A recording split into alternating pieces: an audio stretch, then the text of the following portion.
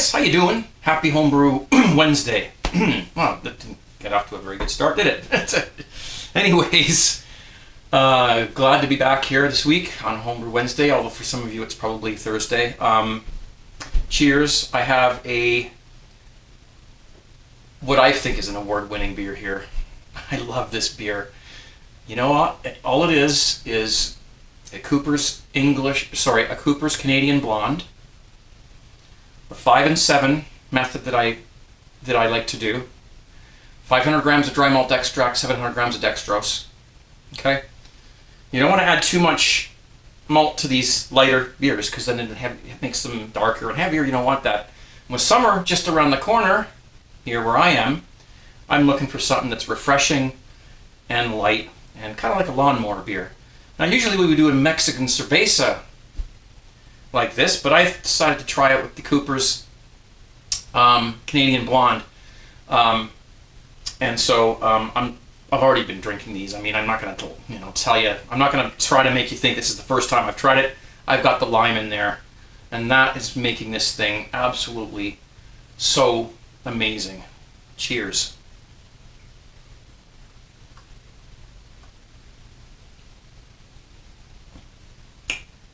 Whoa! It's really good, guys. My son was down here earlier, downstairs. He's gone to bed now, but he's 16. Sometimes I let him taste, my beers and see what he thinks. All he had to say was, "Wow, that's a good beer." So that's there you go.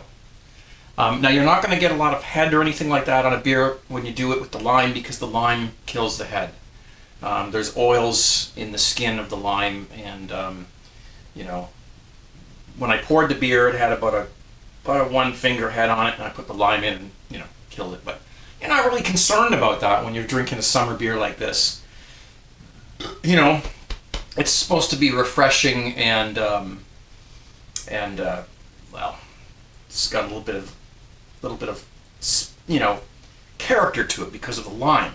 So if you're looking for a nice summer beer and you don't want to go through a lot of trouble, brew yourself a Canadian Blonde, whatever brand you want. I used to use Cooper's. I love them. I love their products. And brew it up. Do the 5 and 7. Put a lime in it, and Bob's your uncle. And Barb is your aunt. So there you go. Okay, I think this would probably be very much like what us homebrewers call a smash beer. A smash beer is single malt and single hop. Single malt and single hop. Yes, smash. Yeah, make sure I got that right.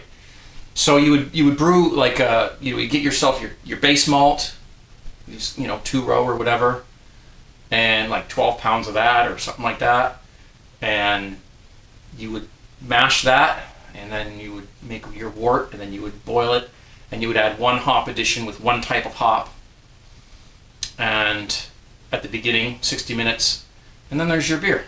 It's called a smash beer. I have never done one, and I actually do want to do one. I just think I'm going to get some fresh grains because the ones I've got downstairs have been around for a long time, and I'll probably use them in mini mashes, but I don't think I'm going to do a full all grain with them because they're about 2 years old, and I don't know. We'll see. Maybe I'll do a mini mash and we'll see what kind of a conversion I get, and if they still work, then I'll do a smash beer. So that's what it is. Cheers. I think the other reason why they call it a smash beer is because you're going to get smashed if you drink this because it's so good. Yeah. Okay. Let's move on to what we've got here. I've got a box on the counter here. Glenn sent me a beer kit from Texas, and so let's see what we've got. And this is what I'm going to be doing tonight: is brewing this beer. So I'll have some clips on this Wednesday video for you of that. So we've got instructions and whatnot. Okay, it came from DeFalco's. All right. Well, anyway, we'll show you. I'll just show it to you, and you can pause the video if you want to read it. Actually, I'll just open it up. Let me do that. I don't know how well this is going to look, but anyway, there. So there's the front, and there's the back. We've got probably about, I would say about 6 pounds. I would say it's about 6 pounds. It's probably in the sheet there of liquid malt extract. Okay, so that's that. Some grains. Not sure exactly what's in here. I could probably read that if I wanted to, but okay. So we've got that and that, and then we've got hops. Okay, which you just saw on the sheet there. 3 hop additions. Oh, what the hell's that? This is Burton water salts. If you're using tap water. I think that's what that's for. I didn't bring my glasses. Classic Craig doesn't bring his glasses. So he can't see anything. Anyway, everything's here. And then the yeast, which I presume is probably USO5 or something like that. Yep. Yeah, USO5 yeast. So there you have it. And so I'm going to brew this. RCA cable. And so what happened is I said to him, I said, oh, well, okay, fair enough, it's not faulty. What do you want for it? And he goes, well, I wouldn't take less than $20. And I said, fucking sod, I could not get my wallet out of my pocket quick enough. I would have almost sent you the 20 myself. I just could not get, and it's a Kenwood KD. Happy Homebrew Wednesday camera. Hey, So let's give a big 17. 17, Craig. 17. I could do it, but it's probably going to come out backwards. There you go. You got it. Look at that. See, I told you. You just had to get a little more saturated first.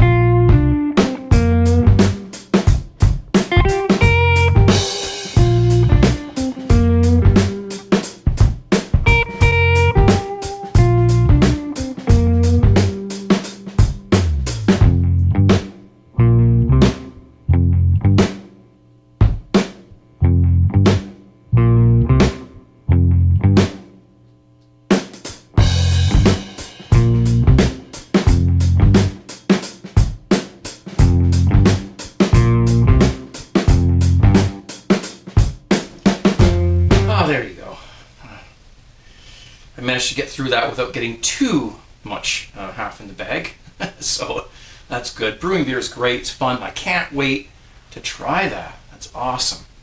And by the way, you know, I use the term Bob's your uncle a lot. You know, I know some of you, you know, you've picked up on that.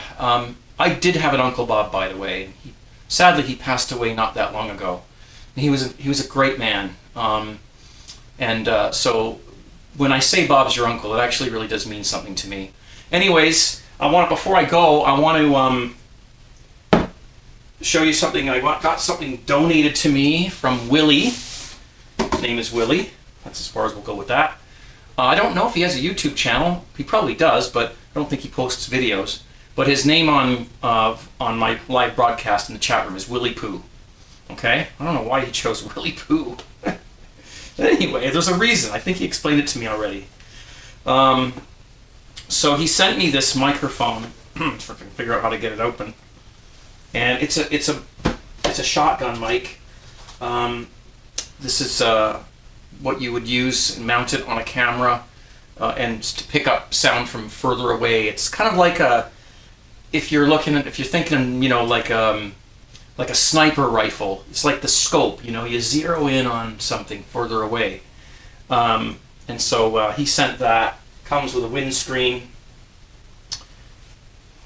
So if it's going to be handy because there are times when I need an external microphone, especially if I'm outside and I'm standing a distance away from the camera and there's some wind or something, or kids are playing.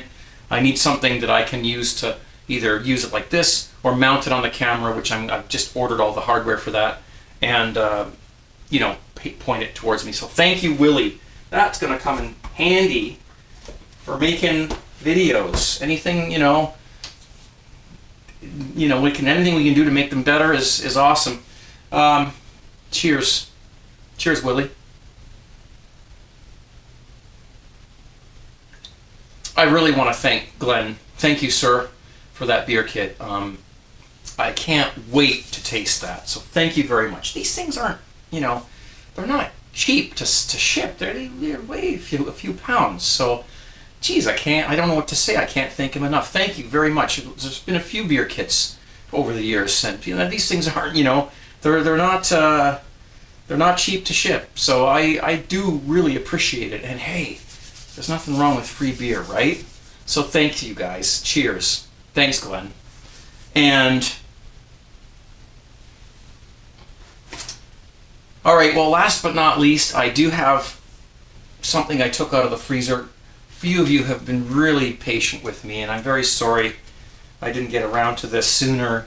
But this is some steaks I bought a while back, and this is what we're going to use to make the beef jerky, okay? So this is out of the freezer thawing now. That means I have to do it. I have to make it. It's kind of like it's a way of, of me, forcing myself to get on and do this, and make this video for you, okay? So there it is. Give me a few days to, edit it and stuff like that. We're going hiking tomorrow, and Friday's my broadcast. So, it's going to be, but it's coming, and I promise it's coming, and I can't wait to taste the damn things. Beef jerky, it's easy, but it takes a couple of days. Okay, you have to marinate the meat for overnight, and then the next day you have to put it in the oven and dry it. Okay, and you're doing this in the oven. You don't need a special smoker or machine or anything like that. You're doing it in the oven. So if you're doing it a lot, I would probably get a dedicated smoker, smoker if you have the place to put it, or like one of those things that you buy that you dehydrate stuff. A dehydrator is what it's called. Jeez, it's been a long night. So, because they would use up a lot less hydro, much more efficient than doing it in your oven. But if you just want to try it, and that's the thing, is I want to do it at night, not during the day, because at night the electricity is a lot cheaper at night than it is during the day. So you got to leave your oven on for like 6 hours or more, on like 200 degrees or 170, I think it is. Anyway, we'll learn more about that when we do it. Okay, so look forward to that, and I promise you, more kitchen videos are on the way. All right, I need content. I gotta keep this rolling. So, food and beer, there ain't nothing better. Okay, well, I can think of some other things, but we won't get into that.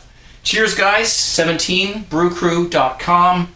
If you want to buy a shirt, tgtshirts.com. I'm out enjoying my summer beer, and I'm looking forward to the summer too. Okay, take care. See ya.